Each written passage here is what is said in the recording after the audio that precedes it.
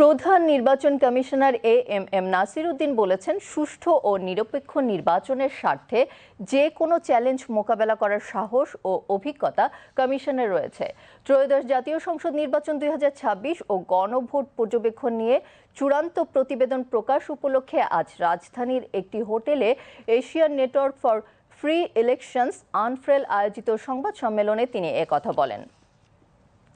সংবাদ সম্মেলনে প্রতিবেদনটি উপস্থাপন করেন আনফ্রেলের নির্বাচন পর্যবেক্ষক মিশনের প্রধান রোহানা হেট্টিয়ারাচ্ছি। তিনি বলেন, আনফ্রেলের পর্যবেক্ষণে দেখা গেছে ভোটের দিন সামগ্রিক পরিবেশ ছিল স্বাভাবিক, শান্তিপূর্ণ এবং নিরাপদ।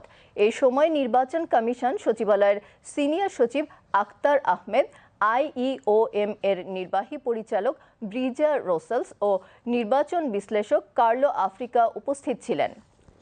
স্থানীয় সরকার নির্বাচন প্রসঙ্গে প্রধান নির্বাচন কমিশনার বলেন, রক্তপাতহীন সুষ্ঠু নির্বাচন অনুষ্ঠানে নির্বাচন কমিশনের চেষ্টার কোনো ঘাটতি থাকবে না।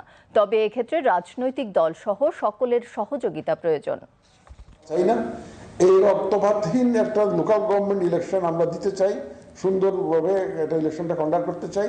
আমরা অ্যাওয়ারনেস ক্যাম্পেইনটা জোরে সোরে চালু করব, স্টেক হোল্ডারদের সাথে কথা বলবো, সবাইকে মোবিলাইজ করার চেষ্টা করব, সবাইকে একত্রিত করার চেষ্টা করব, যাতে করে আমরা এই ধরনের সংঘাত এড়িয়ে একটা সুন্দর নির্বাচন, স্থানীয় সরকার নির্বাচন আমরা দিতে পারি, সেটা আমরা চেষ্টা করব।